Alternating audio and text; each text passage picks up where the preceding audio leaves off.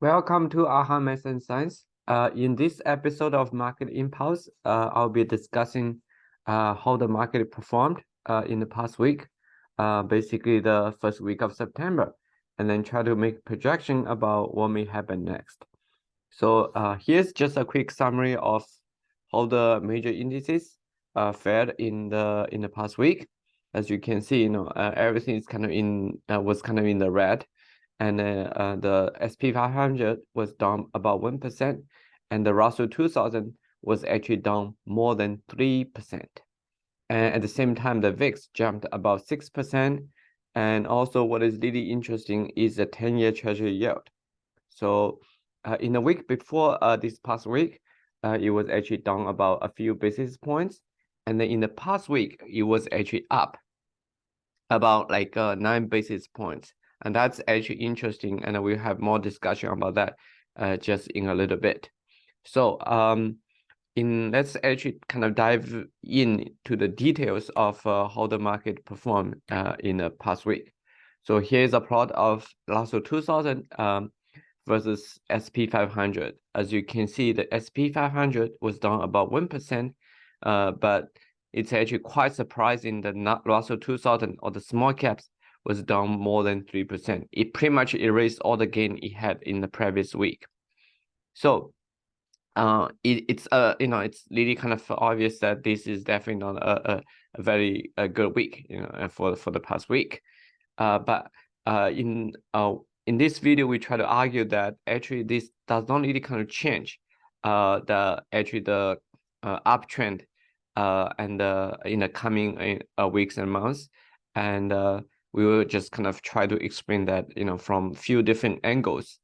So in terms of long-term trend or the target, we are still thinking about the SP 500 will be able to make a new all-time high, reaching this level of 48 20 something like that, which is really the all-time high. And also the last 2000 is very much also on track. Probably it's going to make also get to the level that is around the 2300-ish. So so what is really kind of behind what's going on in the past few weeks of market actions? We think one of the key factors that we should be pay attention to is actually the 10-year Treasury yield. In fact, as you can see that a few weeks before, it actually already made a high that is even higher than the October 2022 high. But then since then, it's pretty much hovering around this level, which is around 4.25%. Why is this important? Because apparently at this point, I think the market is kind of convinced that the recession is not kind of imminent. On the contrary, people are kind of worried about actually maybe the economy is too strong, so that the inflation remains high.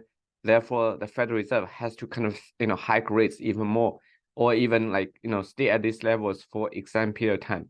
That's what was actually on the mind of investors. And so the 10-year Treasury yield is really a key indicator we have to pay attention. And as you can see, the week before this past week, the interest rate was down, and then the market fared very well. All the major indices was up like 3%. And then this past week, as the yield kind of went back up, and then all the major indices was in the red. So this is really kind of a key information we need to pay attention. So this really reflects that fact that investors are kind of cautious and kind of thinking maybe the inflation number, actually the coming Wednesday is going to be a big day, because the CPI data for the August 2023 will be released. So this is probably something that people are on people's mind, that maybe the inflation will be stubborn and it will be quite high. So on the contrary, in my view, that we think the CPI data on Wednesday will probably kind of be surprising, but it's actually surprising on the downward side. And we'll have more discussion about that in a separate video I'm trying to make and then share with you guys. So that's the interest rate, which is hovering around the October 2022 high, which is a key indicator. And then we think the interest rate, the Treasury yield, is going to actually start kind of move downward as a result of the surprising low number of the CPI data. And the second piece of information we'd like to discuss is the dollar index. As a result, this actually the expectation of the inflation being kind of stubbornly high, and then the 10-year treasury rate kind of stays high, and the dollar index was kind of on a tear, in the recent months. But it's really kind of like getting into a territory of quite overbought. So as you can see here, when you look at the MACD signal, whenever it reaches this kind of level, whether it's in March or June or now just recently, and you can see that in both the March and June case, it's starting kind of become short-term overbought, and then the dollar index kind of cracked itself. So we think that we are kind of already in the same kind of overbought territory, and a correction is imminent. Now, we do want to point out there are exceptions, such as in October 2022, when the MACD signal was in a very overbought territory, but the dollar index was on a tear and continued to kind of much high. We don't think this is the case in conjunction with actually the 10-year treasury yield, and then the most likely scenario is actually the 10-year treasury yield start going down, and then the dollar index will follow suit. And this would be really kind of positive, for the stock market. So these are the two pieces of information that kind of pointing to that really the market should be continue marching high. Now, there's another information we already talked about in previous video in the September 1st market pulse video. We talked about that how actually the summation index, the NYSI summation index, kind of if you look at the MACD histogram, which is these blue bars, start kind of turn positive. But when that turn positive, the market already bottomed. In other words, market always bottoms before the MACD histogram turns positive. So this is a piece of information that we really need to kind of pay attention. As you can see, whether it's in October 17th, the market bottom a week before that, or in January 11th, the market bottom in very early January, and then the recent one is March 30th. Every time the MACD histogram turned positive, the market already kind of bottomed a week before that.